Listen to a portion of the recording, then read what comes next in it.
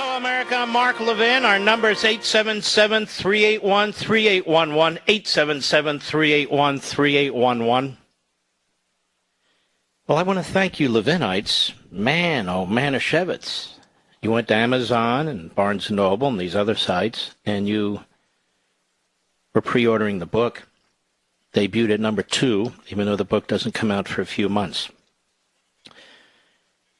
And the fact of the matter is, the number 1 book is a book that is supported by Oprah Winfrey in the Oprah Club. And I'm going to talk about this, and then we're going to swing into the Biden speech because they're relevant and they're related. Oprah Winfrey is a multi-billionaire. She has estates, not just all over the country, but all over the world. She has a private jet. She has a broadcasting business, TV, radio. She has a publishing business. She has businesses all over the place. And you know why she's rich? Because of you. Because of our capitalist system. She's rich because of you. And yet, just like LeBron James, she's a mouthpiece. She's a mouthpiece for the Marxist movement in this country, whether it's Black Lives Matter, whether it's systemic racism. And this book that's number 1 on Amazon, which is out now, talks about how to overcome obstacles and so forth and so on. I just want you to think about this a second. She embraces an ideology and a movement that calls you systemically racist. Whomever you are who disagree with her, whatever your race, you're systemically racist. Yet she's promoting a book that talks about individuals not based on their race, but based on psychological issues, how to overcome your personal problems, and so forth and so on. She's getting away with being a complete fraud. Oprah Winfrey is a complete fraud. LeBron James is a complete fraud. Bill Gates is a complete fraud. Warren Buffett is a complete fraud. They embrace these movements that are at war with our society, that want to undermine our capitalist system, while at the same time, they are wealthier than any human beings have ever been on face the earth as a result of America, republicanism, and capitalism. You see, in other countries, it doesn't matter how gifted you are. It doesn't matter how intelligent you are. It doesn't matter if you can invent 1,000 things. It doesn't matter if you have a personality that can draw a daytime audience of millions, because you don't get the chance to do any of those things. You don't get the chance to do any of those things. So there she is. Her book that she's promoting, number 1 on Amazon. And it is my goal, with your help this evening, to overtake it and again to send a message to Oprah Winfrey, to the media, to the world, that you're no longer the silent majority, that they have to take notice. That's why the book's called American Marxism. American Marxism. Now, what does this have to do with anything? It has to do with everything. You're going to hear a speech tonight given by a doddering old fool. He's going to have every syllable written for him, which substantively is 80% the kind of speech that Fidel Castro would give, 80% the kind of speech Maduro would give. That is, there are still certain constitutional firewalls that haven't been breached, although not many. Not many. But you're going to hear Joe Biden talk about how he is going to eviscerate our existing society, why it has to be eviscerated, because it's a failed society. He's going to hit all the hot topics about racism and climate change. And, of course, the way to fix it is to steal trillions of dollars from people who earned it, whether it's a labor force like you, whether it's a business, whatever it is, and give it to a labor force that hasn't earned it, the federal bureaucracy and state bureaucracies, who will then redistribute it based on what Joe Biden thinks are righteous and noble causes. Free nursery school and kindergarten. Free community college. As Hillary Clinton once said, I have a million ideas. But folks, if you're in the private sector or in your own lives and you have a million ideas, fine. But if you have a million ideas and the way you impose those ideas is through the iron fist, extra constitutional means, confiscatory taxes, where you're going to steal from people, that is immoral. And it will also fail. It will fail. Marxism, even a soft Marxism, will fail. The economic impact won't be felt immediately, but it'll be felt. And by the time it's felt, it's too late. It's easier to impose these things than to undo these things. It's easier to impose these things than to undo these things. What is it that Joe Biden is going to be proposing, among other things? Well, I'll give you an example. 3 days ago, they were talking about 1.5 trillion. Now they're talking about 1.8 trillion. And Bernie Sanders is unhappy. He wants it to be well over 2 trillion because he wants free health care and free prescription drugs. In the course of 100 days, Joe Biden has spent or intends to spend $6 trillion. That does not even include the federal budget, which is about 4.5 trillion, where he has a 16% increase in domestic discretionary spending. $6 trillion. No more do they pretend that this is tied to the coronavirus. No more do they depend that this is relief. And they're going to spend all this money by giving you the usual Marxist claptrap. That is, tell you how they're going to create heaven on earth. You shouldn't have to pay for your prescription drugs. All these people who are developing these drugs, forget about the pharmaceutical companies. Think about the employees, the scientists, the medical experts, the lab technicians, thousands of people working on one drug at a time. How are they going to get paid? And why would they invest time and effort to developing anything if the government's going to take 50, 60, 70% of what those businesses earn? Why would they do that? He says he's just going to tax the rich. He's a liar. I'll get into that later.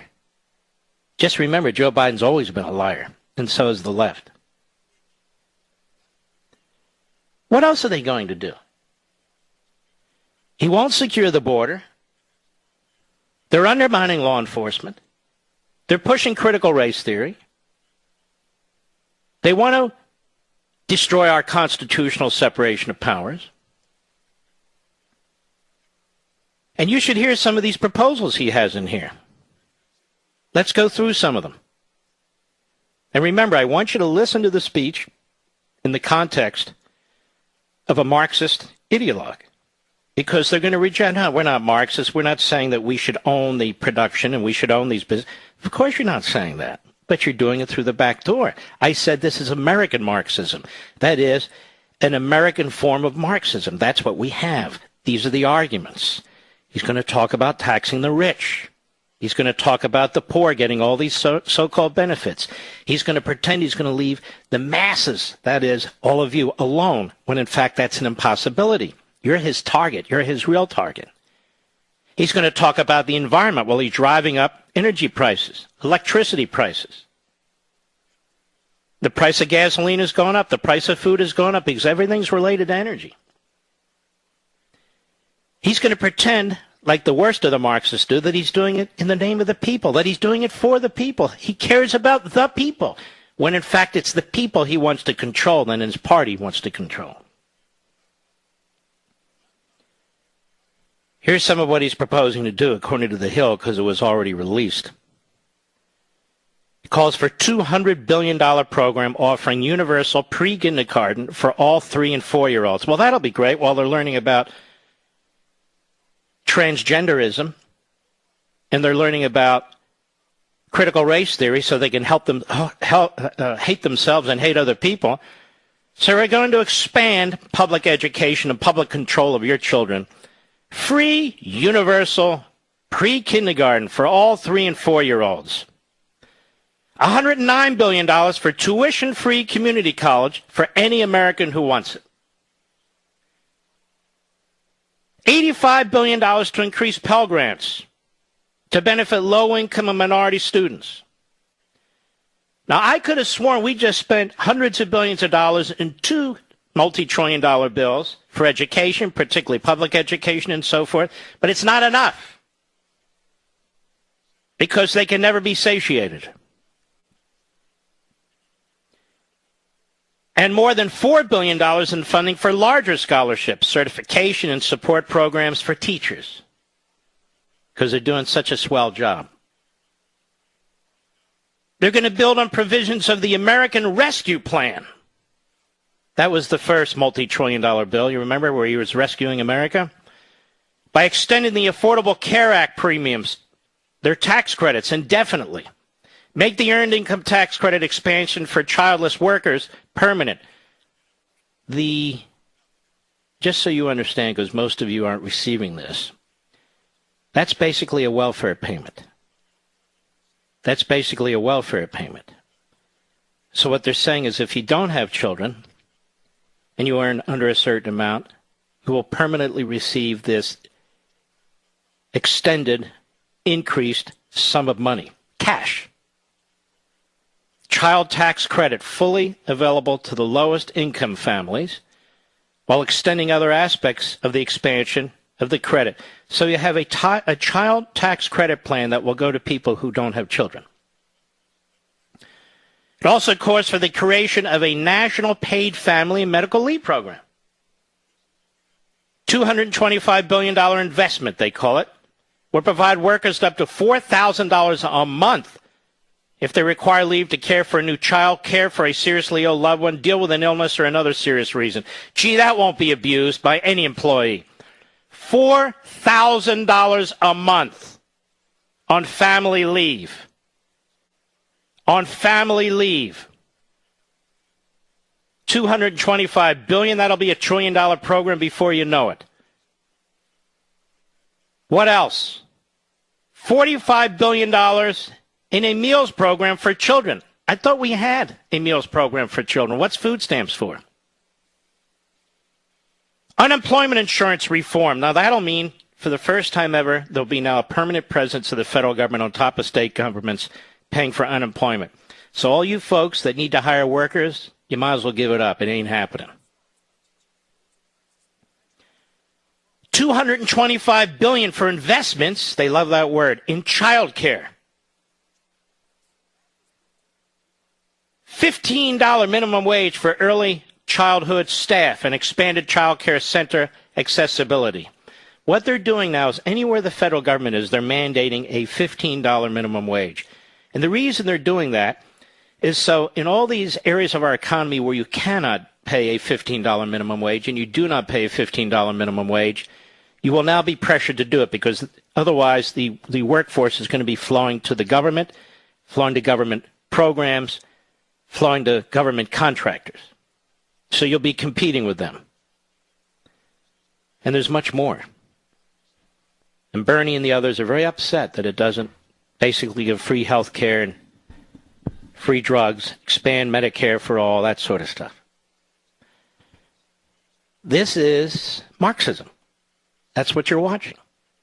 You don't have to control and own the means of production when you can coerce, threaten, bully, fine, imprison people who don't do what you tell them to do. This is actually more pernicious than straight-out Marxism because you're using our economic system to destroy our economic system. More when I return. Mark Levin.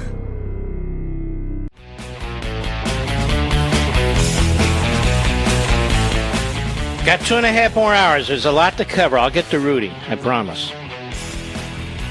So, you're going to hear things in tonight's speech, and I've read it, undoubtedly, that'll tell you we are the greatest people on the face of the earth. There's no reason people should go hungry. We can do these things. So you're going to hear a rallying call like that by the man who has called you systemically racist. This is the way of the Marxists. They talk out of both sides of their mouths. On the one hand, they want to appeal to you as Americans. You need to join forces. You need to unite behind this counter-revolution against the American Revolution. You need to breach all the firewalls in the Constitution with us. All the freebies that are going to come, all the dislocation, all the redistribution of wealth. We're going to reinvent the world. We're going to reinvent our country. You need to participate in this.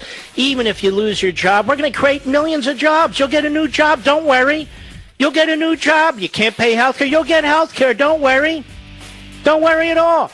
I'm sick of this. I'm sick of the Oprah Winfreys of the world. I'm sick of all of it. More when I return.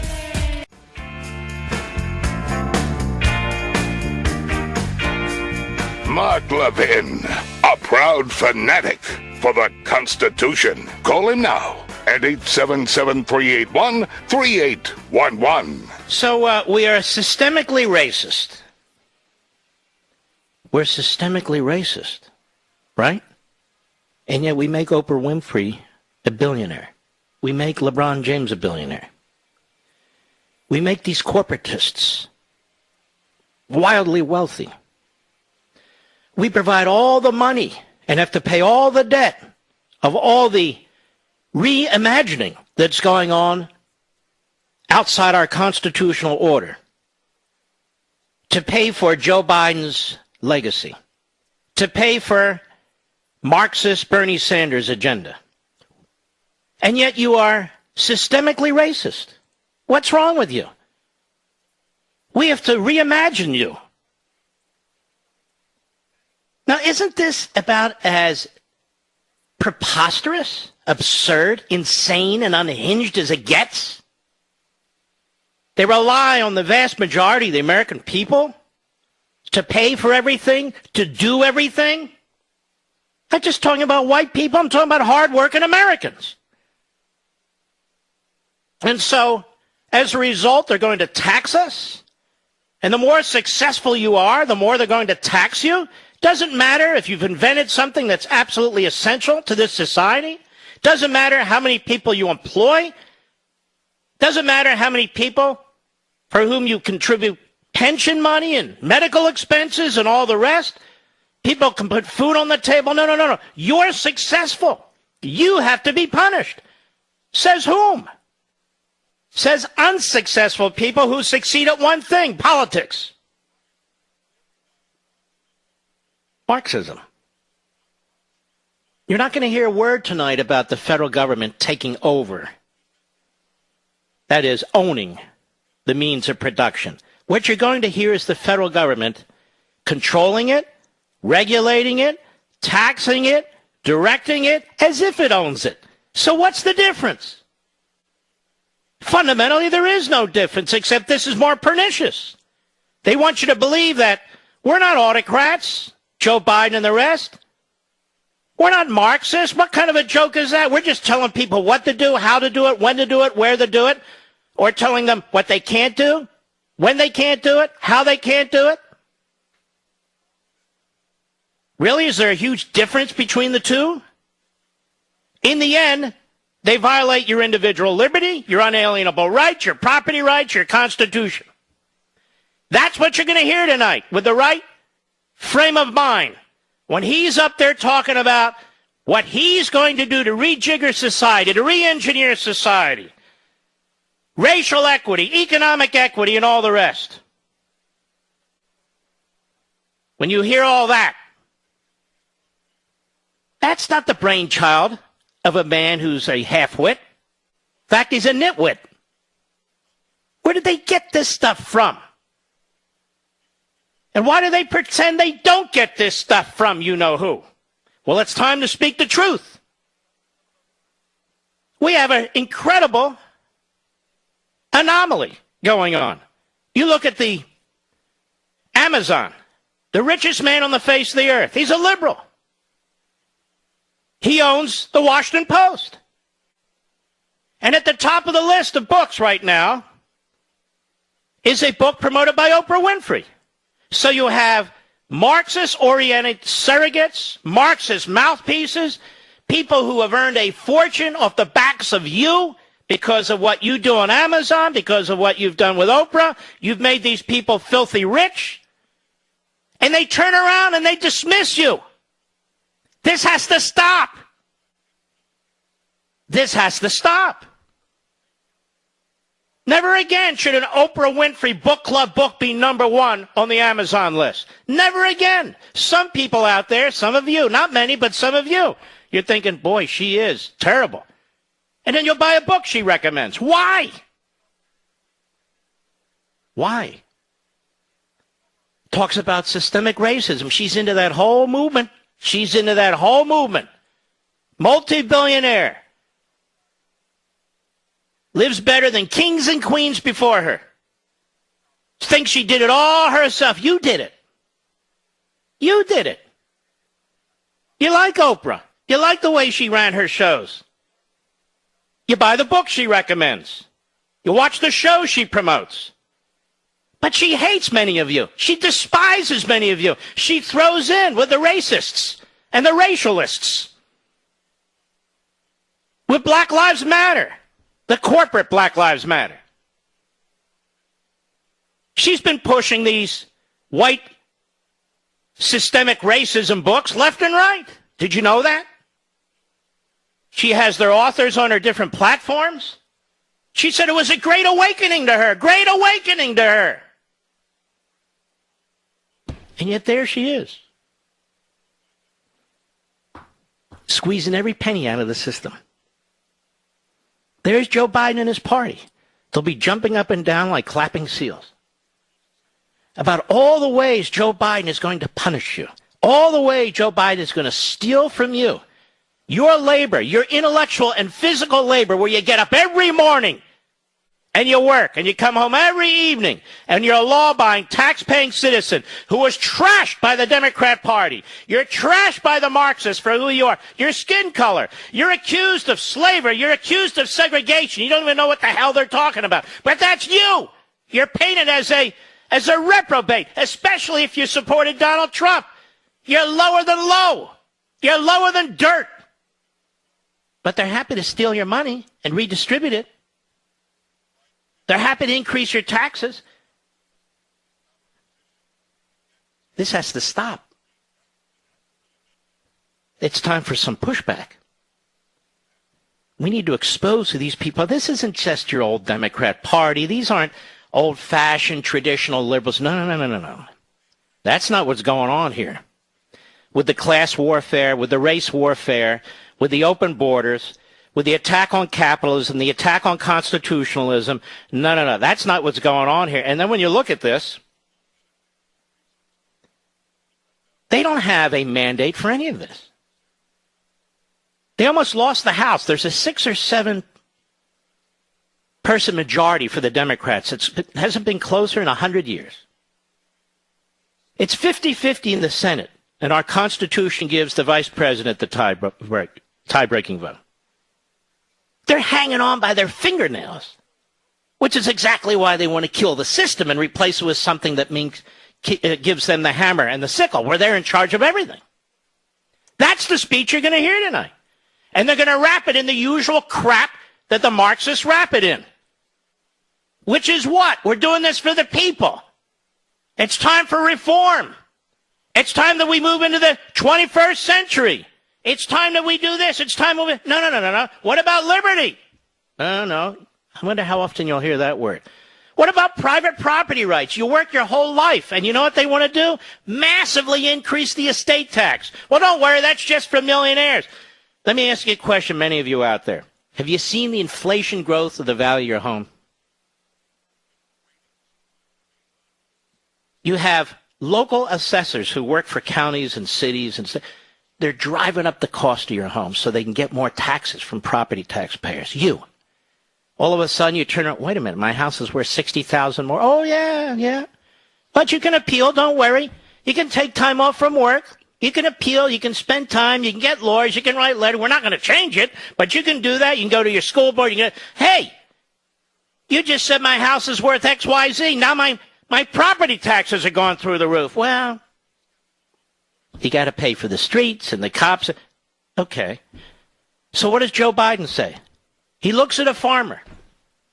He says to a farmer, maybe it's the fifth generation farmer. We're not talking about agribusiness here. We're talking about family farmers, the people who put food on our table. Well, if your farm's worth more than $3.5 million,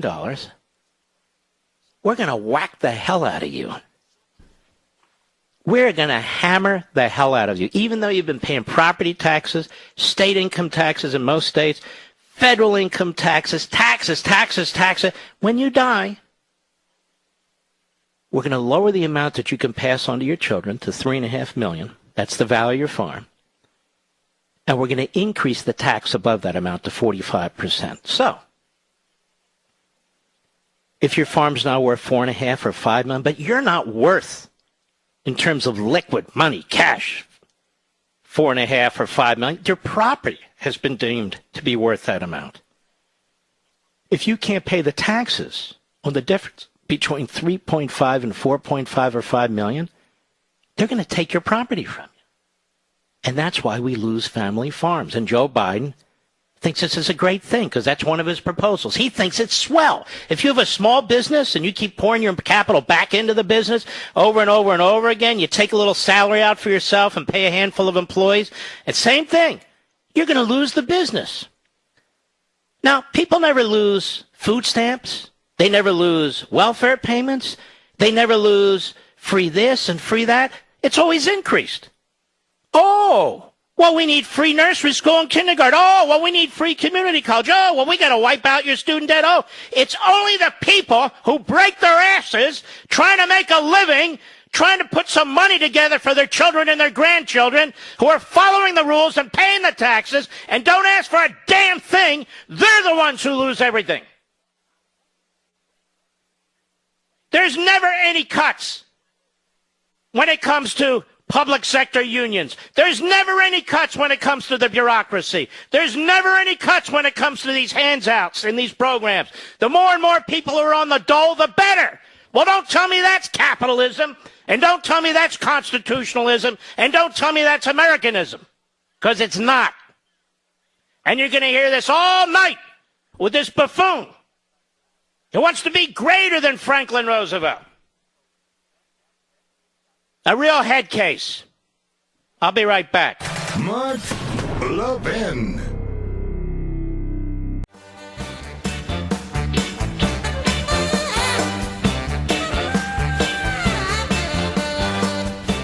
I'm going to give you an example very soon of what big tech is up to now. So, Mr. Producer, open your mic. Let me show you the kinds of games that big tech, Amazon, play. You drove the book to number 2 out of the top 100 sales yesterday.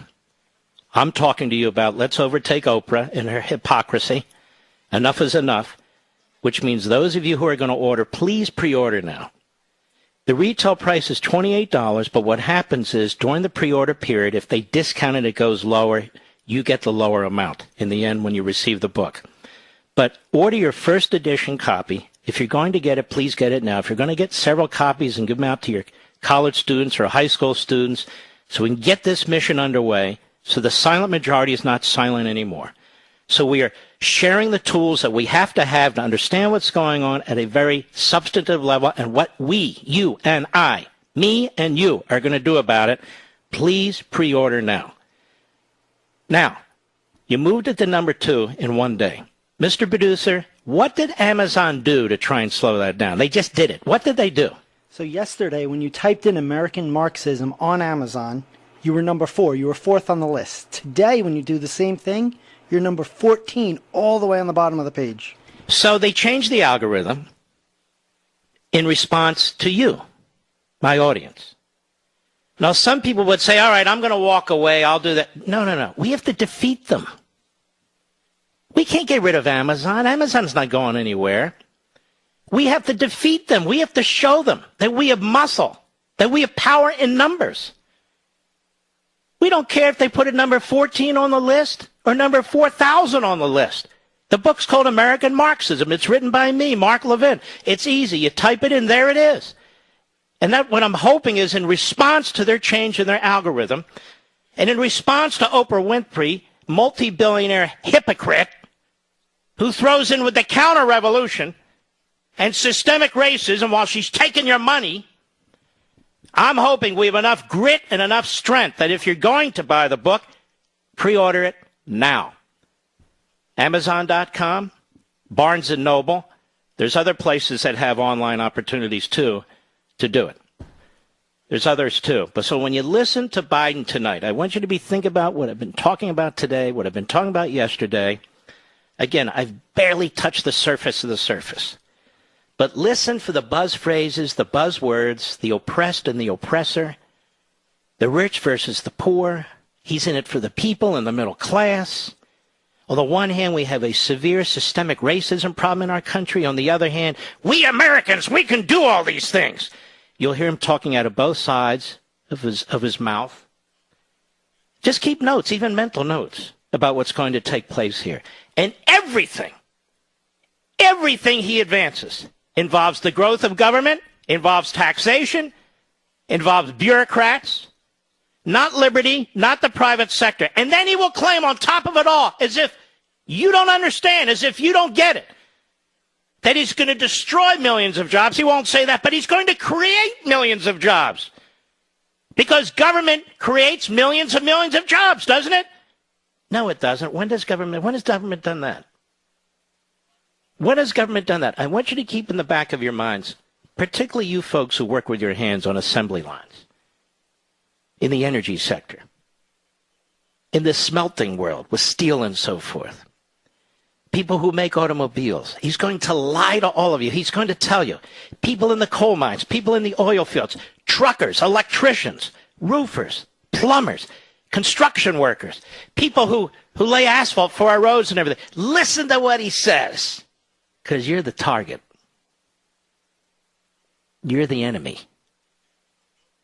And he's going to persuade you that he's going to create new jobs. I have a question.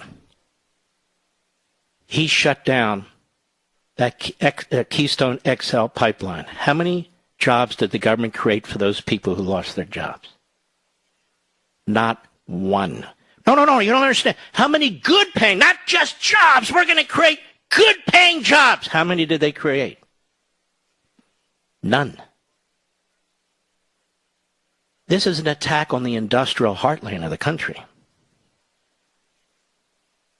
He's going to talk about climate change, how we're going to decarbonize different aspects of our society, that we're going to get to 100% no carbon emissions by 2050 when most of us will be dead and gone. 2050!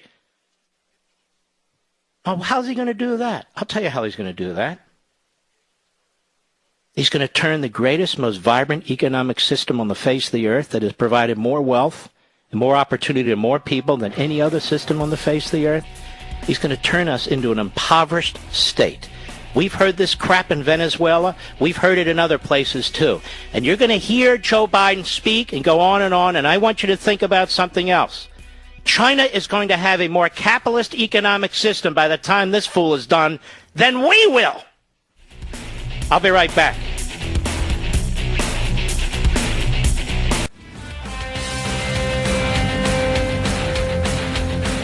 Hello, America. Mark Levin here. Our number, 877-381-3811, 877-381-3811. I knew this would come in one form or another. And I'm not going to spend all night on this, but I want you to tune in. Stay tuned. I'm not an expert when it comes to IT and who does this and who does what, but Richie V, our call screener, does a great podcast and radio show when he fills in for me as well. But he's our call screener. He's taking a lot of calls. And in plain English, Richie V, what are the callers complaining about? Everybody's saying that they're going to Google, they're going to Amazon, it's not showing up on your author page, they can't find the book, yet it's number 2 on Amazon. So I've told them to go to marklevinshow.com because they can get it through there. All right, just be persistent because people are getting through. If you go to the mothership, which is marklevinshow.com, Mark, Levin show.com, we have a direct link to the book. Okay? Parler, we're trying to get their act together so they can do a direct link, but some reason they're incapable of that, and Mr. Producer's working with them to try and do that. Or go to Amazon.com and just keep pressing. I mean, as an example, if you go to the top 100 books, it's number 2. They can't stop you. You can also go to the Barnes & Noble site. They have the book. But I want to teach Amazon, Oprah, and everybody else a lesson that Mark Levin's listeners don't roll over and give up. This is America.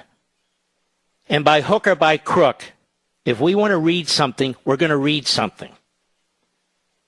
That they don't get to stop us through their bureaucratic red tape and their algorithms and all the other games. The fact is, it's number 2 there. So thousands and thousands of people have done it. And you can do it too. We want to drive it to number 1, and I want to keep it at number 1 to the day it's released. Maybe that's just a wish.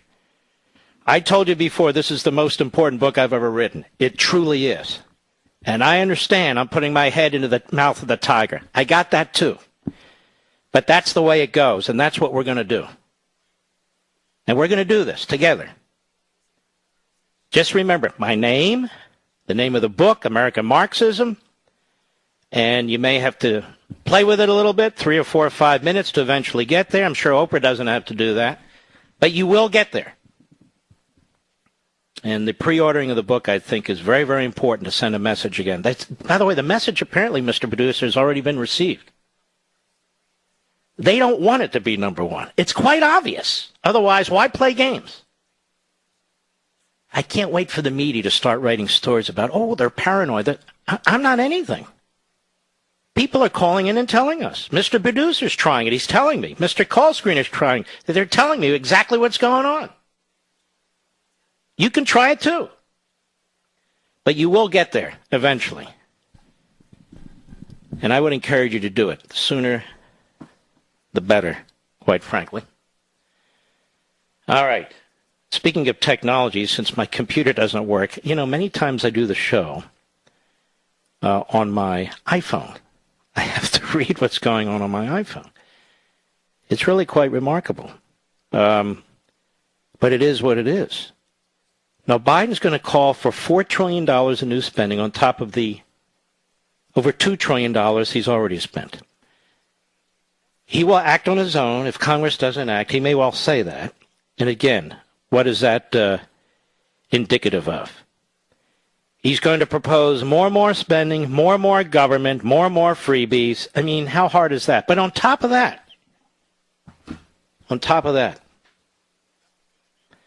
he thinks you're stupid. Because he's going to announce, and I haven't read the transcript. They put it up. I don't need to. I'm making my own suggestions on what he's going to say because I know how these guys think. He's going to tell you that thanks to him, in 100 days, 200 vaccinations have occurred. Because in 100 days, this guy, who's inhabited his own basement for months, who's been in government for half a century and has achieved literally nothing, when he was handed the responsibility for dealing with the H1N1 virus, failed miserably. And shovel-ready jobs, even Obama laughed about it, and he was in charge of that too. No. In 100 days, Joe Biden, listening to the genius that is Fauci, turned the whole situation around. Got vaccines to where they needed to go. Got them in your arms, and you can thank Joe Biden. This is going to upset and frustrate you, but again, people like Joe Biden doing what they do, they lie. If they're going to call the country systemically racist, there's no limit. No limit to the falsehoods, the flat-out lies that this man will tell. There just aren't any. But he's going to take credit for that. And the fact that if you've been vaccinated and you go outside, you don't have to wear a mask unless this and unless that guy looks like this, that guy's doing this, that doing that. But seriously, why do you think the Food and Drug Administration announced yesterday, and then Biden made a big deal of it that if you're vaccinated, you don't have to wear a mask if you go outside and hike or ride a horse. We all know this already. What are these knuckleheads with their crap? I'm just telling you, we all know this, or we're already doing it. With great governors like DeSantis, we're already doing this sort of thing. We know what the science is. We know what the science is before these idiot politicians puke it out. Because most of the time, they don't even puke out the science. They have ulterior motives. And so he announces it yesterday, and he gives us permission to go outside without a mask, does Joe Biden. By the way, while he goes outside with a mask. And so he's going to say, look at the progress we've made in the last 100 days. You can go outside without a mask because I've gotten the vaccinations to you. Look what I've done. And he's a liar.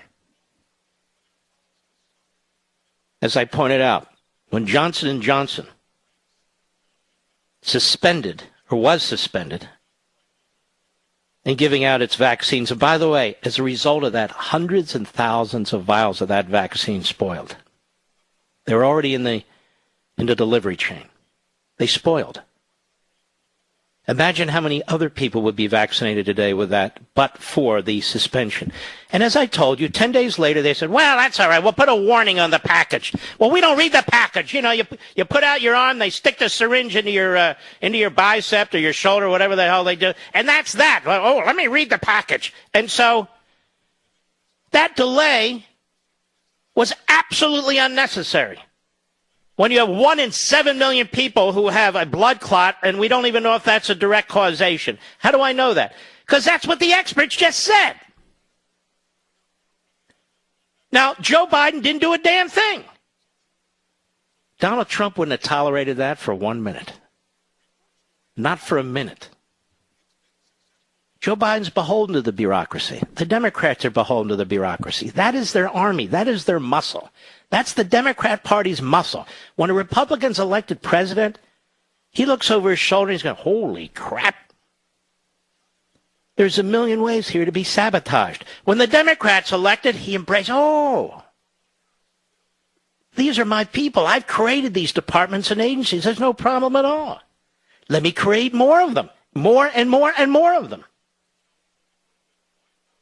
And that's the speech you're going to hear tonight. He's going to pat himself on the head. Then we're going to told this is historic. Why? I heard this earlier today. Because there's Joe Biden. And behind him are going to be 2 women. We've never seen anything like that before. These are 2 of the most pathetic, diabolical women in politics. If there were 2 women standing behind Joe Biden who had the interests of the country at heart, who believed in liberty, who believed in the private sector and all these other things, I'd say that's great. And the media wouldn't say, well, that's historical. They'd say, there's so-and-so, there's Sarah, and, that sort of thing. But we're going to be told how historic this is. There's Kamala. There's Nancy. We've never seen anything like this before. And we're all supposed to sit there, oh, wow. Well, they're destroying our country. As for the border, Joe Biden, I'm guessing, will say something like, when I came into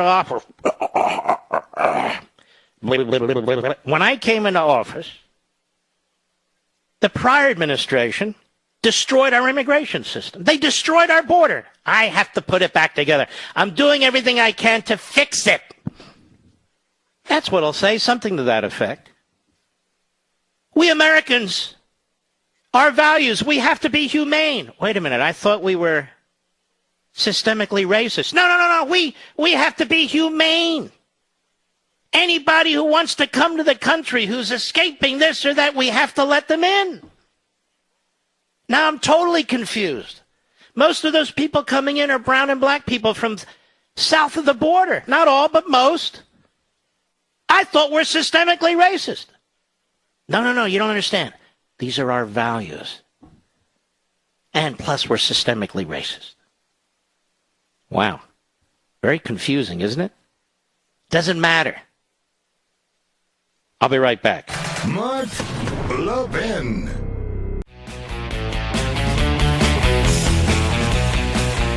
As I've mentioned before, when you hear Democrats talk about reimaging or reimagination, those words are literally taken from modern Marxists, professors of the 70s and 80s and 90s.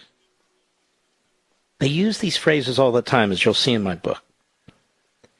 James Clyburn's on MSLSD yesterday.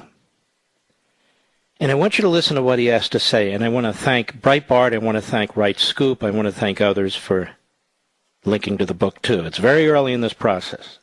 Doesn't come out until mid-July. But we take the gloves off early here, and we're duking it out. But I want you to listen to James Clyburn very carefully. I know it's painful, nonetheless. Cut 2, go.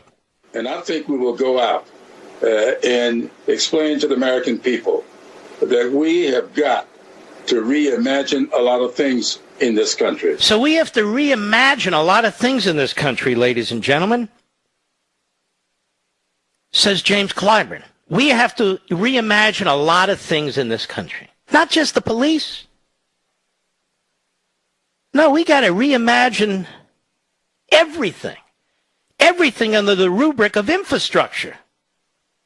Go ahead. Include what infrastructure really is. I'm amazed at the number of people who seem to feel that infrastructure is what it always has been. Now think about how stupid that line is. I'm amazed at the number of people who seem to feel that infrastructure is what it has always been. Has there been a dumber sentence uttered in recent history, Mr. Producer? How can you possibly think infrastructure means what it's always meant? We're re-imaging infrastructure, don't you understand? And we're reimagining a lot of stuff in the United States. Why? Because we're Marxists. That's why we got to reimagine and reimage. That's what we have to do. Reimagine the Constitution. Reimagine our economic system. Reimagine our currency. Reimagine. Just reimagine. Go ahead. Yeah, that we did not have the railroad until Abraham Lincoln made it a big infrastructure. Yeah, the railroad is infrastructure. You're kind of proving our point, aren't you? And by the way, Abraham Lincoln didn't nationalize the railroad. He made it much easier for the railroads to be built. Go ahead. We did not have the interstate highway until Dwight Eisenhower made it. Right, that's infrastructure. So far, so good. Go ahead. Big infrastructure item. And we are not going to have broadband without a big infrastructure program. Now, what's the problem with broadband with a big infrastructure program, ladies and gentlemen? First of all, the vast majority of the country is already covered by broadband, but this is one of the bugaboos they put out there. What's the problem with it? Anybody know? Raise your hand. Then the government controls it, controls the substance. That's what they'll do. They'll lay claim to it. You cannot trust these Marxists. They don't believe in free speech. They don't believe in a competition of ideas. They don't believe in capitalism. They're telling us this every day in different kinds of phrases and reinvented words and all kinds of stuff. They're telling us this. Go ahead. And Joe Biden has made it very clear that when it comes to infrastructure, it's got to be beyond what it has traditionally. So he hasn't really said what they mean, and we know what they mean. They mean every stupid-ass idea a bureaucrat and a politician comes up with for giving out freebies, for changing the society and the economic system, for redistributing wealth, class warfare, oppressed and oppressor, and on and on and on. That's what they mean. Infrastructure, what's wrong with you? In our modern times, that means what? More government, more programs, more debt, more spending, more regulations. That's how we move the country forward, don't you know? Where does that work? Nowhere. I don't know how many private sector jobs Clyburn's had, or this Stempy Hoyer, or Nancy Pelosi. Not many. And I don't want to hear when you were 14 years old. I'm talking about as an adult. Joe Biden, 0. Chuck Schumer, 0. Nancy Pelosi, 0. And yet because they get elected to office, they hang on as long as anyone possibly can. They have enormous amount of power. They know how to run everything. Suddenly they're Renaissance people. And by the way, they're not only Renaissance people, they're righteous and they're noble. All the rest of us, we dweebs. We plebes, all of us who are not working in and for the government, we don't know anything. Meanwhile, we pay for everything. We invent everything. And then there's Nancy Stretch Eva Pelosi. Historic figure. She'll be sitting in the back. Oh, it's historic. There's Nancy Pelosi. Why? First woman speaker. Oh, okay. That's historic. Wonderful. And yet, ladies and gentlemen, may I ask you a question? Are we supposed to ignore genitalia, Mr. Producer? You're going to hear over and over, look at this, the first two women ever to sit behind a president giving a speech. It's historic. Look at there, two women. Women. There's two women. Didn't Nancy Pelosi say we're going to ban certain words like gender identity? Isn't this happening all through American schools and bathrooms and gyms and everything? Aren't you supposed to ignore the genitalia? You're supposed to ignore the genitalia. And then they're going to say, look at this. We have two women with women's genitalia sitting right behind the President of the United States, Joe Biden. So now we focus on the genitalia. Am I okay, Rich? Or? All right. So now, forget about everything you've heard. All of it. It's what's between your ears, not what's between your legs that matters. And so while you're looking at the TV screen, you're going to hear on cable TV, on network TV, my God, it's a historic moment. We have two women. And you should say to yourself, wait a minute. What's between their ears? So we have a historic occasion when we think about what's between their ears. We have two of the stupidest people. One is vice president and one is speaker of the House. May I do that? Can I say that? I think I can, because remember, I'm going to ignore the genitalia. I'll be...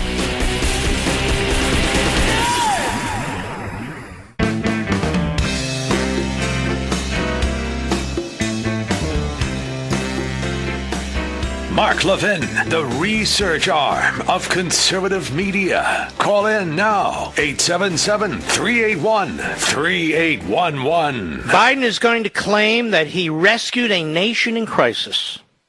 Biden is going to claim, I'm looking at this now, that he inherited the worst economic crisis since the Great Depression. I have advice for you. Don't watch it. Turn it off. Send another signal. We have power in numbers. Do not watch the Biden speech. I will be on Blaze with Glenn Beck afterwards to talk about it if you want to join us there. But do not watch the speech itself. Drag the ratings through the crapper. You can do this because it's going to be painful enough. He rescued a nation in crisis. A nation in crisis. He inherited the worst economic crisis since the Great Depression. This is why we must spend ourselves into a depression.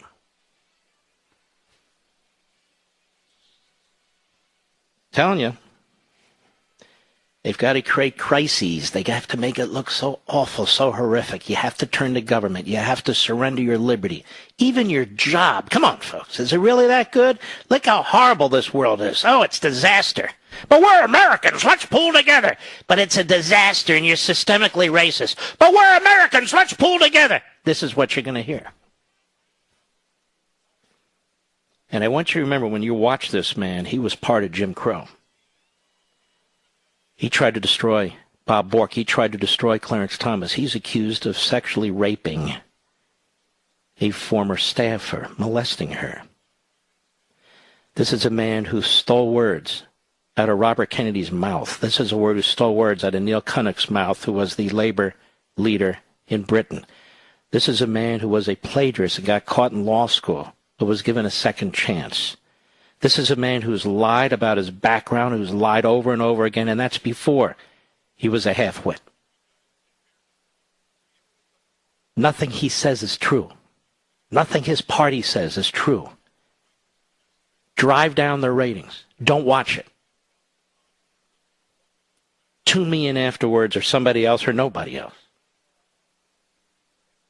I'm quite serious about this.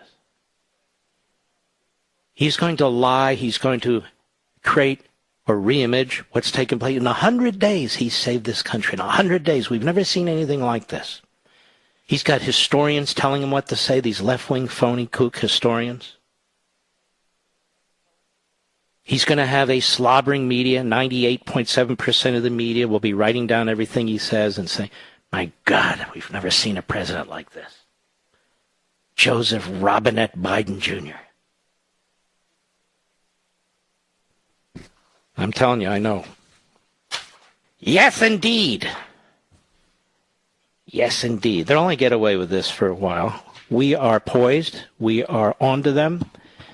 We are ready, aren't we, for this pushback? We are ready to teach our kids and our grandkids. We are ready even to reach into our colleges and universities. Oh, yeah. There's a lot coming. Stick with me. The silent majority will be silent no longer. That's my phrase, and I'm going to keep using it. The silent majority will be silent no longer. You're going to exercise power in numbers. Whether it's Amazon, books, whether it is watching Biden's speech, you're going to exercise power in numbers. We're going to do this together, as well as many other things. But this is just part of it. Part of it's simple. It's simple. You don't have to listen to a bald-faced, psychotic liar. When you're done, be stressed out, you can't sleep, who cares? He's going to give a Castro-like speech. Now, he won't be in fatigues, although he'll be fatigued. But he's going to talk about how he's going to do all these magnificent things. He's the great Joe Biden, Superman. So they write books about Joe Biden. What a genius this man was. The rope-a-dope part, the dope, he was not a dope, he was more a rope. No. You don't understand.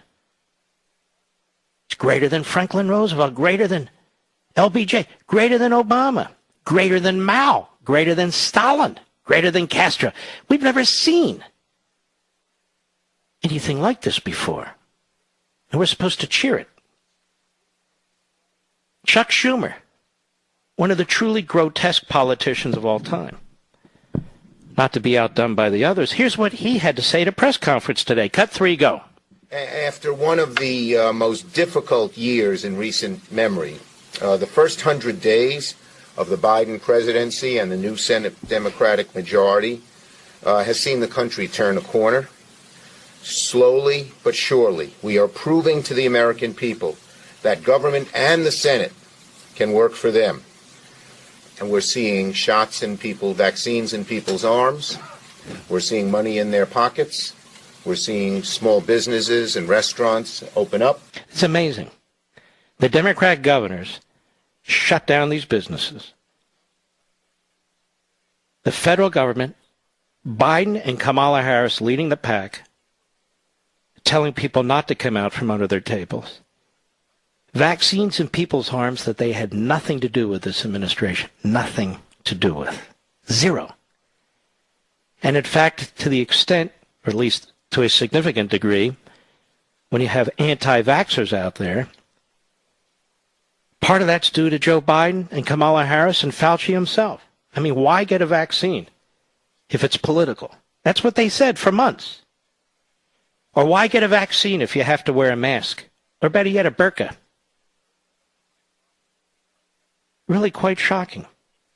But you see, they all have the propaganda down. Another core characteristic of the Marxist mindset. There's not an independent thinker among them. They all vote together. They all sound alike. They all walk the same way in a bizarre way. They all kind of daven when they're speaking and so forth. Like leftists praying to idols. They all say the same thing. Let's take a look. Cut 4, go. One of your fellow progressives in the House, Alexandria Ocasio-Cortez, says that he's exceeded her expectations and expectations for progressives. Do you agree? I do. I think that this has been a really interesting time for us to see how the progressive movement at large. Whenever you hear progressive, think Marxist. Okay? Time to take the words back. Whenever you hear the word progressive movement, think Marxist. These people hate this country. They despise the Constitution. They are at war with our history. Go ahead. Voters, young voters, voters of color that came out and turned out for the president in November, helping us to win the White House, the Senate, and the House, and the pandemic. Shut up, you idiot. Need a lecture from you, you moron. She is a moron. All right, I want to tell you a little story. Now's as good a time as ever. Michael Collins was the third astronaut on Apollo 11. But he never stepped foot on the moon. He was quite selfless. He was on the craft that was circling the moon and needed to meet up with the module. And yet, if he hadn't captained his ship properly, they all would have died. When you consider the level of technology when they did all this, it's really quite fabulous. Unbelievable. And he was a relatively quiet man. You didn't hear much about Dr. Michael Collins, did you? In the summer of 1976, the bicentennial, 45 years ago, unbelievable. I was a young man. I was 18 years old. And I was attending Georgetown University under a scholarship with the Fund for American Studies that my buddy Roger Ream runs. It's a fantastic place. In addition to taking courses that summer in economics and history, you were placed in an internship. And I was placed in an internship at the Gerald Ford White House, even though I was an outspoken Reagan supporter in that primary. And the office I was placed in was the research office for the speechwriters. I remember Jim Conzelman. I remember people like that. He's a good man. I remember one day when I was literally on a speakerphone. They had the big speakerphones at the time with the head of the, at the time, Independence Hall in Philadelphia, and the archivist of the United States, where they were discussing in intimate details what happened on July 2nd, July 4th, the original printing of the Declaration of Independence, the original signers. It was so fascinating to me to listen to this. But I needed to know this because I was providing some of the research information to some of the speechwriters who were writing the speeches for Gerald Ford. One day, the head speechwriter, I can't remember his name right now, but I'm sure I would remember it as soon as the show was over. He comes into the office and he says, "You know what? You guys have been working hard. Come with me." Come with me? So there were two cars. I wouldn't call them limousines, but two black cars. And we drove to this place that they had just finished building, barely made it, called the Air and Space Museum, 1976. And we go into the Air and Space Museum, and it's absolutely fascinating, and they want to cut the ribbon because it's going to open. I think it opened on July 4th, 1976, certainly thereabouts. Because back then we understood July 4th to be Independence Day. Of course, we now know better. It's 1619 and some day on some month. But nonetheless, somehow the archivist of the United States and the director of the Independence Hall at the time, the park there, never thought about 1619. I guess they were part of the white supremacy movement of their time. So we're there and we're talking, and he said the ribbon is going to be cut by a signal that we're going to get from a satellite. This is 1976, and of course I'm fascinated by this. And I said, "Sir, if the signal doesn't cut the ribbon, what are you going to do?" He said, I'm going to pull a scissors from the back of my pocket, which is where it's going to be, and we will cut it. Couldn't have been a nicer man. He was actually quite a gentleman, a quiet man. Then we left. I think the head speechwriter's name was Hartman, Robert Hartman. That's what's sticking in my head. And he says to us, do you know who that man was? He's going to be the first director, whatever they call it, of the Air and Space. I said, no, who was it? It was Michael Collins. I said, Michael Collins? He actually said yes. And I thought to myself, well, why the hell didn't you tell us before? I would have gotten his autograph, right? It was Michael Collins, who was the first, I believe, in charge of the Air and Space Museum. And he died today. And there's passing mention of this man. These men didn't know if they were going to live or die. They were the true pioneers of our time. Michael Collins went all the way to the moon and never got to step on the moon. Selfless hero. And yet his job was among the most critical of the three astronauts. And he lived a quiet life. And other than an obituary here and there and a mention here and there, that'll be it. Why? Because today we celebrate the wrong people. People who shoot basketballs or hit hockey pucks or who lead violent, radical movements or become billionaires while she trashes her own country, who live lies and perpetuate lies. Take 30 seconds to remember Michael Collins. I'll be right back. Mark Levin.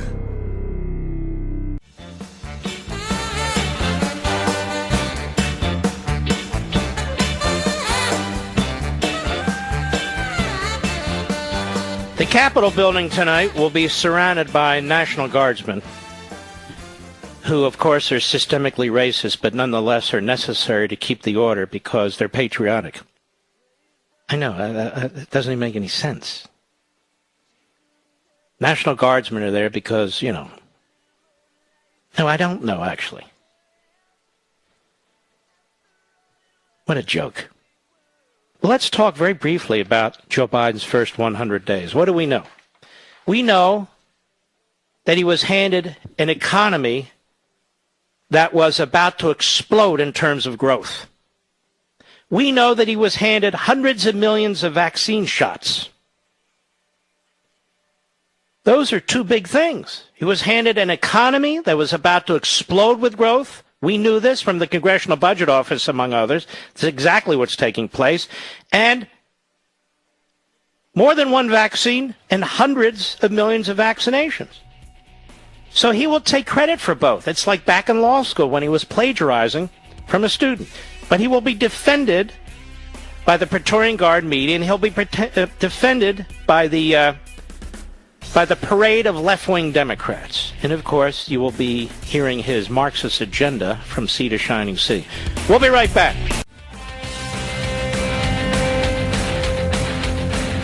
Hello, America. Mark Levin here. Our number, 877-381-3811, 877-381-3811.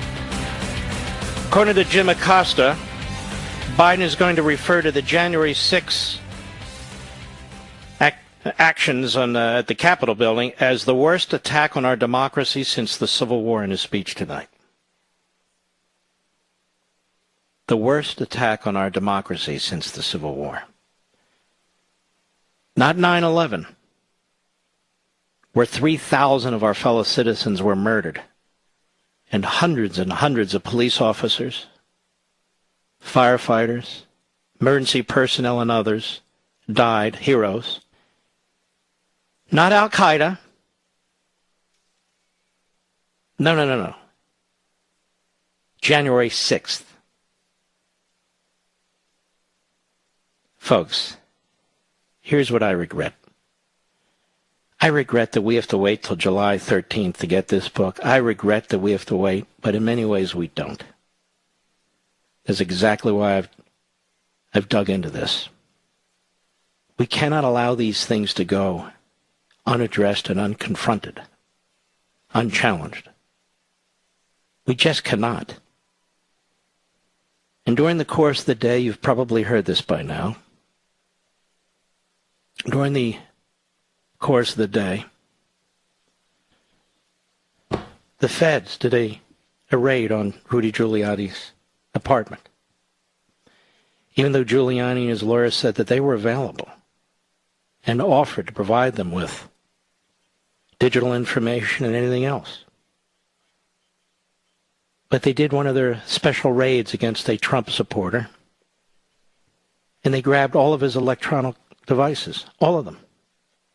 He pointed out where Hunter Biden's information was on a hard drive, and they left that one. After picking it up, they put it down.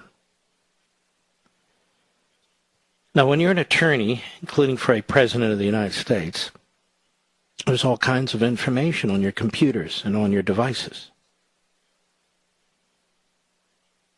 And so I can tell you what took place. The Democrat prosecutors and officials at the Department of Justice were not going to wait for Rudy Giuliani to sort through the information and make certain legal objections to certain types of information. They grabbed everything. They grabbed everything. Now look at the disparate treatment. Look at how Giuliani's treated versus Hunter Biden. They haven't grabbed anything on Hunter Biden. Look at this. And so now they're trying to destroy Rudy Giuliani. But what else are they doing? They're going on a fishing expedition. They want to see if there's anything they think they can use against former President Donald Trump. And I bet they're coordinating with the Manhattan District Attorney, a left-wing kook who's elected by the name of Vance, Cyrus Vance the 400th, who has his hands on President Trump's tax records. You're staring, as we talk about often, tyranny in the face. Apparently some hosts on Fox and elsewhere are now actually saying that. And I love my colleagues, but it's about time. This is tyranny. And what is the cover for this? At least they said it's the Foreign Registration Act or whatever the hell it's called. I don't remember anymore. Excuse me? I can tell you when we were at the Justice Department in my days, I don't remember anybody being prosecuted for violating this act. They get a phone call and say, hey, look, we know you're representing Japan or whatever. You got to fill out the paperwork, administrative paperwork. You have to register. Okay, fine, that's it. It's not the crime of the century. And yet any port in a storm, right? If this will work, they'll use it. Certainly aren't going to use it against John Kerry in his advocacy on behalf of the Islamo-Nazi regime in Tehran. So here's Rudy Giuliani, outspoken.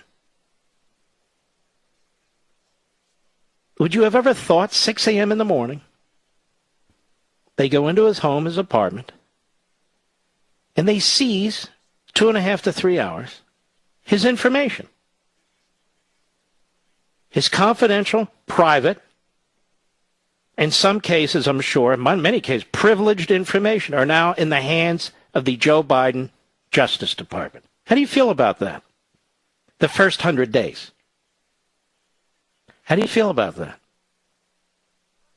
Now, it was Biden's son who was making a fortune off of a state-related corrupt corporation in the Ukraine. Nothing to see there, of course. And they went after Donald Trump and tried to spin what he had said in order to impeach him, and I believe to cover up for the Biden family.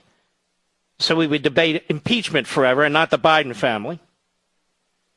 We have a laptop from Hunter Biden. You wouldn't know it existed if you read the New York Times and the Washington Post and all the other crap newspapers or watched any of the network news programs. You wouldn't have any idea that there was a laptop, that there was a hard drive, that there were emails, that there were pornographic pictures, that his old man, Joe Biden, was actually fingered as potentially getting significant amounts of money from communist China through a variety of laundering schemes? No. That didn't warrant the media's attention. It certainly didn't warrant a criminal investigation of Joe Biden. Couldn't have that. This is very serious what's taking place here. Joe Biden's not going to call out Antifa. He's not going to call out Black Lives Matter tonight. He's not going to defend the cops tonight. No, he's going to use January 6th, the worst incitement of an insurrection in American history. Nobody's armed but the cops. We now know the whole history, or at least most of it, that these were groups that had organized long before President Trump ever spoke. And I have to ask you a question about this insurrection. How exactly were they going to overthrow the government and hold on to the Capitol building without any weapons? They're liars. They're liars. And that's why the National Guard's there tonight. For optics. Because the National Guard doesn't need to be there tonight. This whole thing, again, among all that we talked about earlier, is about the Democrat Party. When you listen to Biden, you'll hear the Marxist lines. You'll hear the Marxist arguments. You'll hear the propaganda about how he's for the people. You'll hear the propaganda against the United States and then telling the people to rally around his agenda. We can do this. We can do it. Come on, we can do it. You'll see January 6th is used and has been used by the media and others. Not what's taken place in Portland, not what took place, the attacks on the White House. No. Not the daily attacks on the cops, none of that. None of that will matter. That's not an incitement. That's not an insurrection. They're just good little Marxists. It's okay. We don't want to lose, a significant wing in the Democrat Party. We can't challenge them.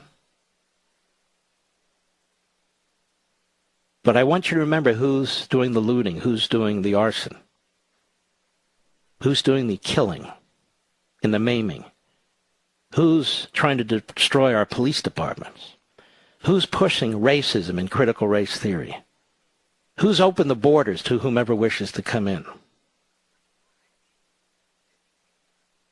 We have people coming into this country who are part of the most vicious gang on the face of the earth, MS-13. He wants to talk about January 6th. Of course he does. He wants to take credit for things he didn't do. This will be among the greatest propaganda speeches delivered by one of the greatest demagogues, because he's insane, of any world leader, not just of any president.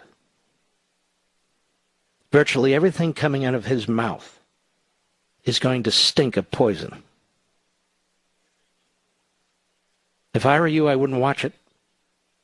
If I were you, I wouldn't listen to it. If you want to hear about it, you can join Glenn Beck and me on Blaze TV or others.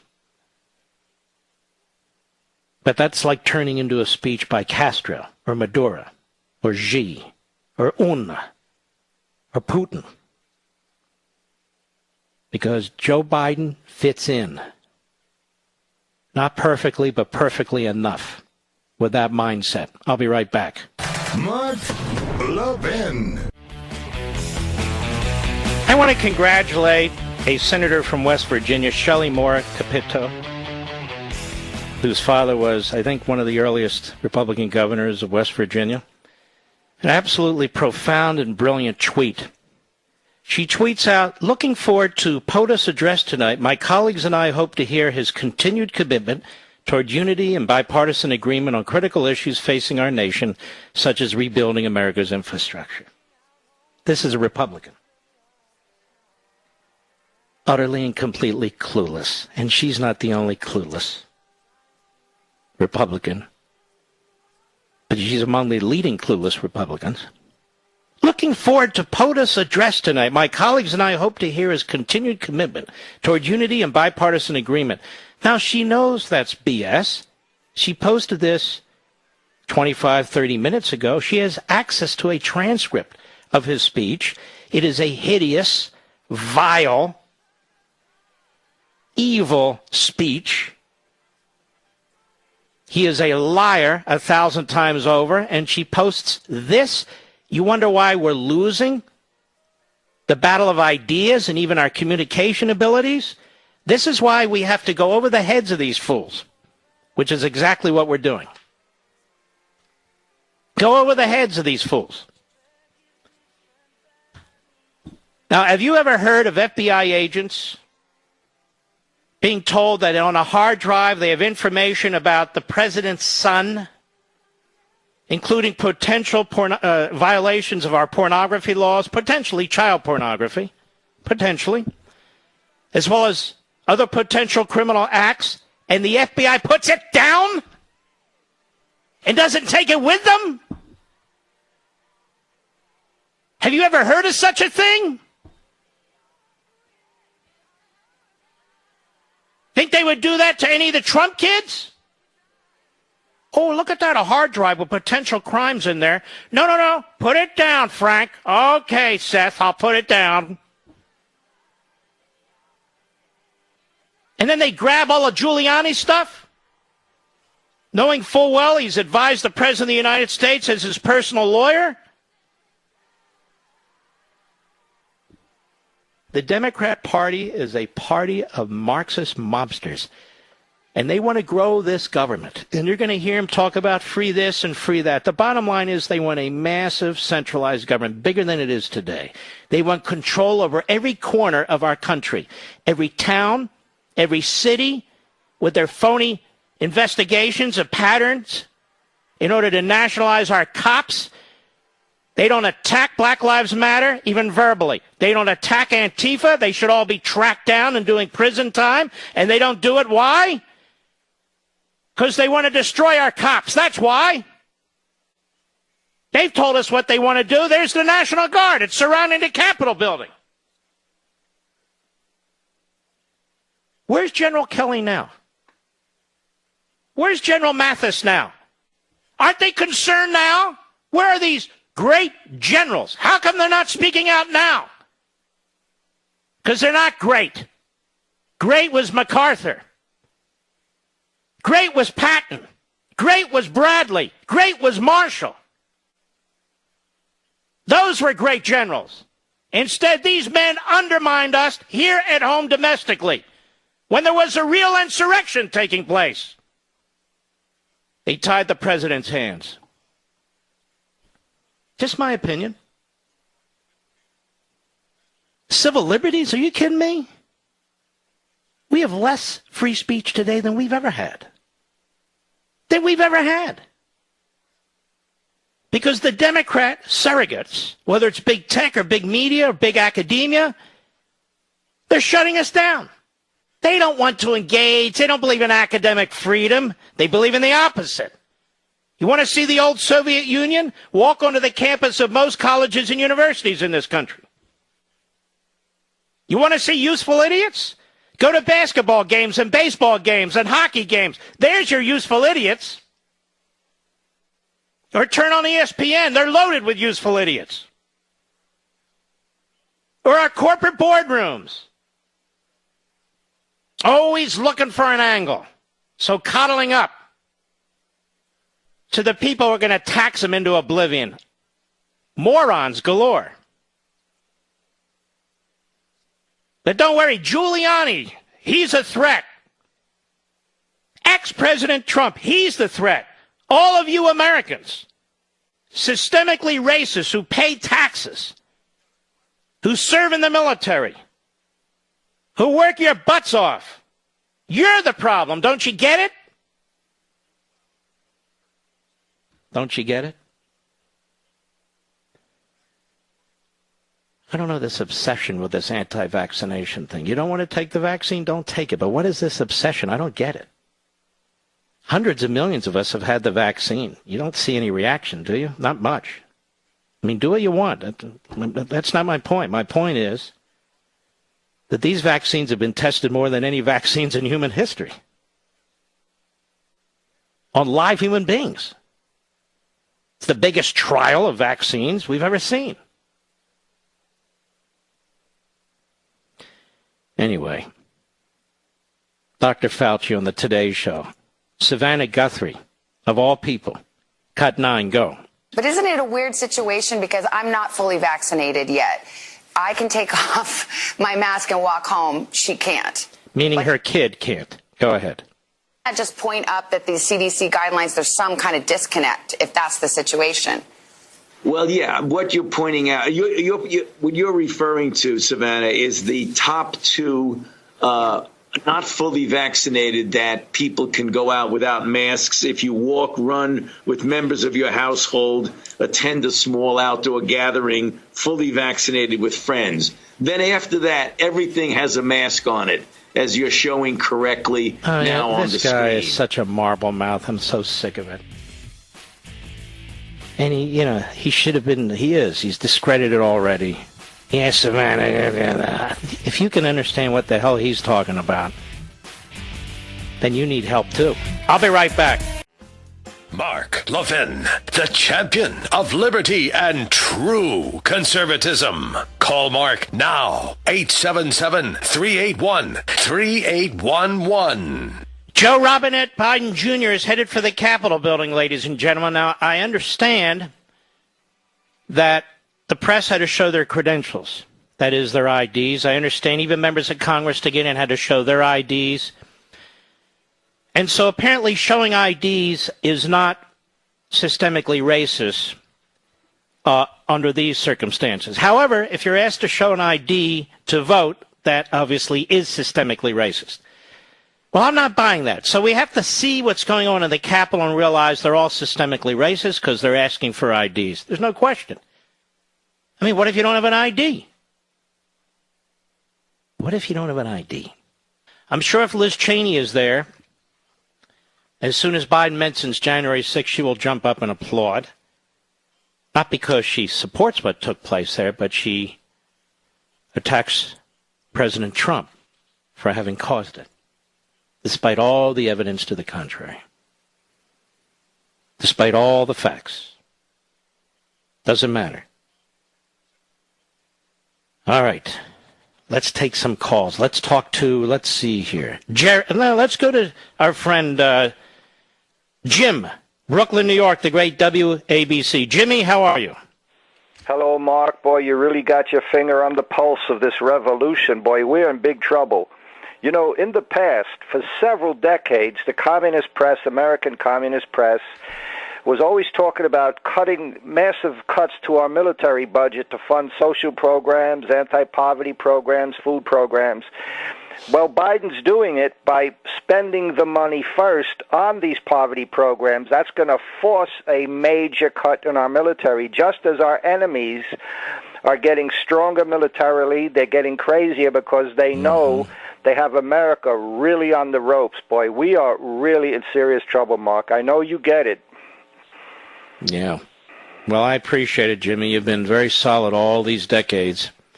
I want to thank you for everything you've been saying on this program, and take care of yourself.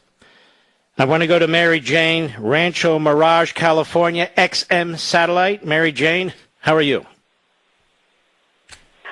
Hi, Mr. Levin. I'm fine, thank you. How are you? Very well. Thank you. Can you hear? Good. Yeah, we hear you. So, guess what? I got your book. MarkLevinShow.com, and I perused around, and I saw the book, and I clicked it,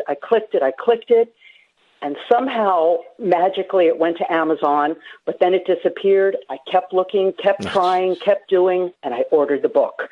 So tell everybody, don't give up. You can get it July 13th. I'm waiting with bated breath.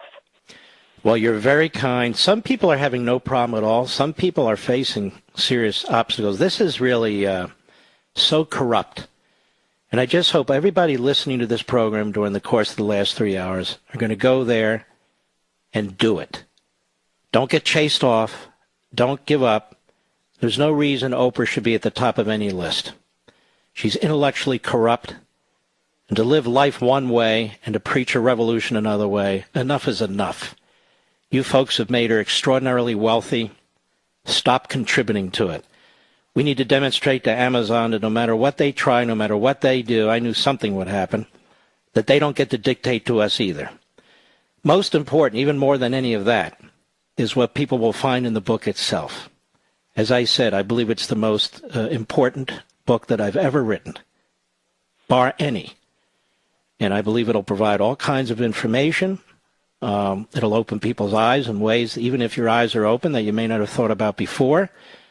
And in the last chapter, 10,000 words on things that we can do and should do. It is time to rally. It's time to galvanize. It's time to push back. It's not enough just to whine around the dinner table or to our friends.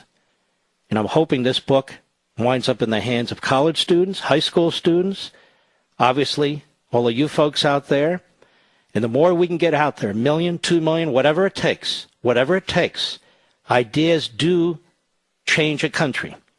Ideas make a difference. We are fighting an idea right now, an evil, diabolical idea that was hatched by an evil ideologue.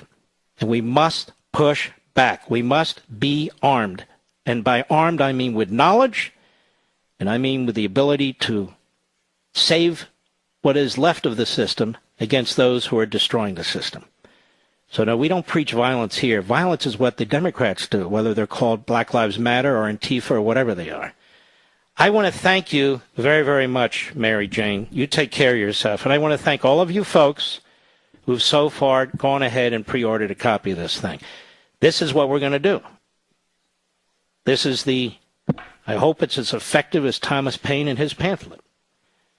Actually, Thomas Paine, The American Crisis, he issued many, many pamphlets. That was the first.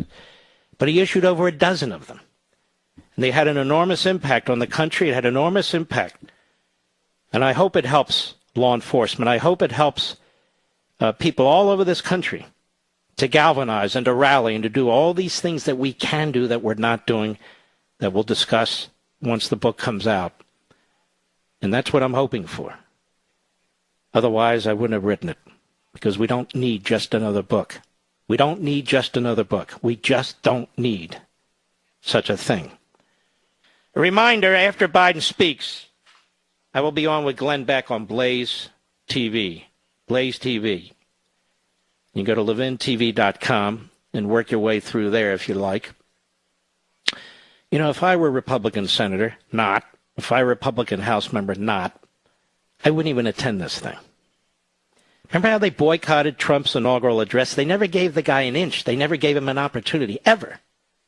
Remember how they boycotted his State of the Union speeches or protest and war? We're wearing white like we're suffragettes. Yeah, okay, great. Republicans never do stuff like that. Instead, they have, Liz Cheney's, Adam Kinzinger's, this senator from West Virginia, no doubt the first female senator from West Virginia. That's it. But I hope he promotes unity like he said he would. I really hope he does. Well, he's not. If he does, he's a liar because he doesn't even believe in it. This we know. As a matter of fact. But the media are going to fawn all over this. Don't watch them. The media are going to fawn all over this. That's the greatest speech since Abraham Lincoln. The greatest speech since Franklin Roosevelt. The most optimistic, forward-looking agenda that you could possibly imagine. He is compassionate. He cares for people. And he delivered it brilliantly. He didn't drop his pants. He wasn't slobbering all over his chin. One of the greatest deliveries of a speech we've ever seen. This guy's unbelievable. Remember what Chris Wallace said about the inauguration address? I have to say it's one of the best. This is we've never seen anything like this. And his ambitious agenda because he cares about America. And he calls out racism. And he calls out, the polluters. Calls out the rich people. Does all those wonderful things that you got to do. And what they're going to do, because they're propagandists, is they're going to slip little patriotic phrases in there and little praises for the American people while they're ripping the American people, while they're ripping our society and doing all these sorts of things. Oh, yes. And let me remind you, ladies and gentlemen, those are not two women who will be standing behind Biden. We're not allowed to use the word women. We're not allowed to use the word ladies. We're not allowed to use the word... I can't say the word vagina on the air, can I, Mr. Producer? Just don't think of their genitalia. Now, I must confess, when they stand there, I'm really not. But don't even let it in passing. Those are just two people standing back there. There's nothing historic about it. I know this because Nancy Pelosi, through the Rules Committee, said, stop using gender-specific words. Okay, I won't. I'll be right back. Mark Levin.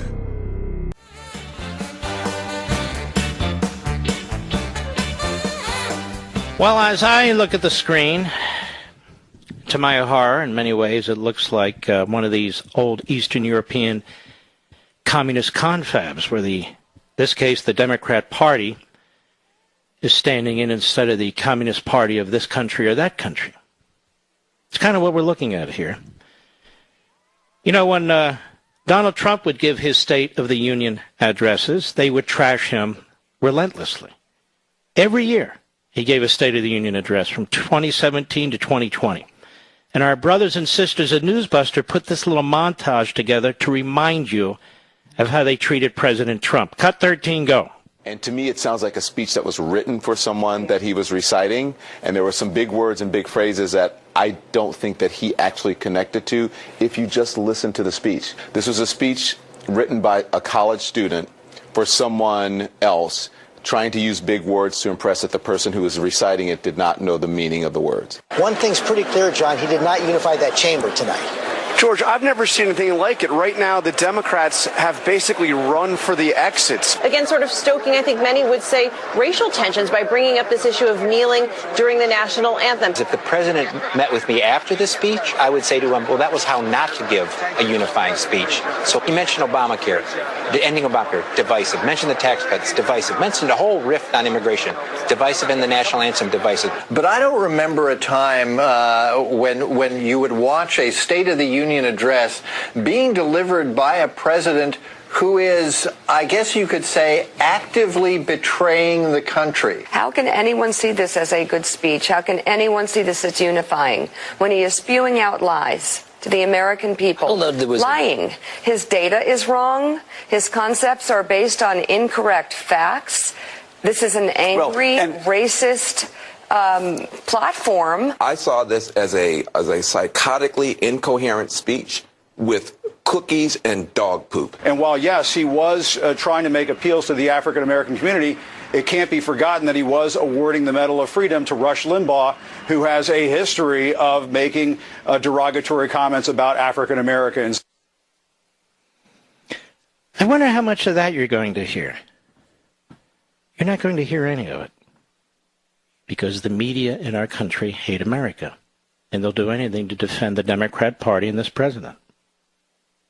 That's precisely what's going to take place here. Let's take a few calls. Caleb, Sioux Falls, South Dakota, XM Satellite. How are you, sir? Doing very well, Mark. It's a pleasure to be speaking with you. Thank you.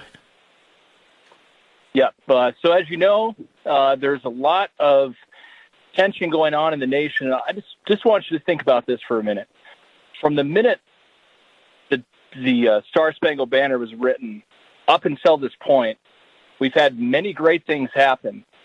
And we're at a turning point in our nation to where we need to have true leadership. We went from having an actual commander-in-chief that took the responsibility and the pride in being an American very seriously, and now we have a clown-in-chief.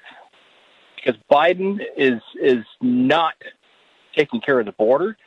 There's a laundry list of things that we could go over, but I just see him unfit to be president of the United States. I mean, it's a crying shame that we've. But there he is, and we have to figure out things that we can do about it that are within the box, and that's what I'm trying to do. And this is the problem. We can talk about these things, and we should.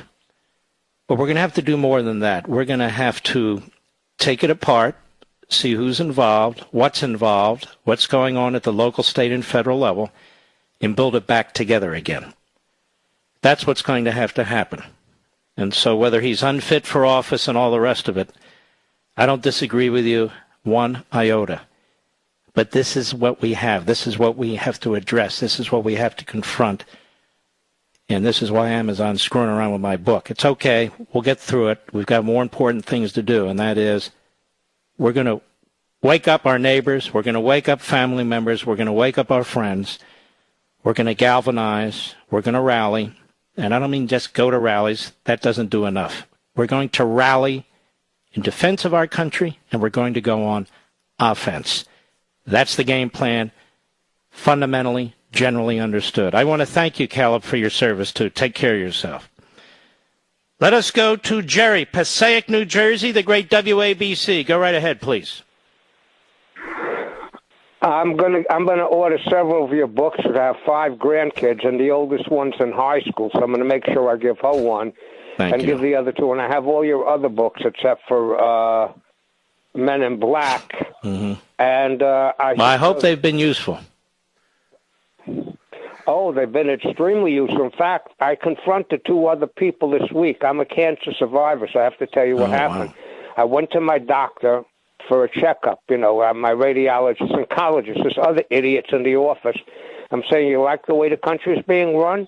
He said, yeah, New York. And I was telling him, when I moved to the South, he says, New York has got everything. I said, I guess you're right. It's got criminals that are running around the street, homeless people, defecation, and last but not least, brain-dead nitwits like yourself who are basically in the Twilight Zone. Other than that, you're a fine human being.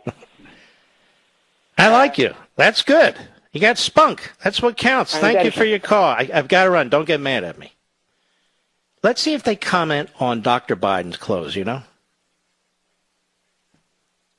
I'm not sure I'm in. Anyway, let's continue.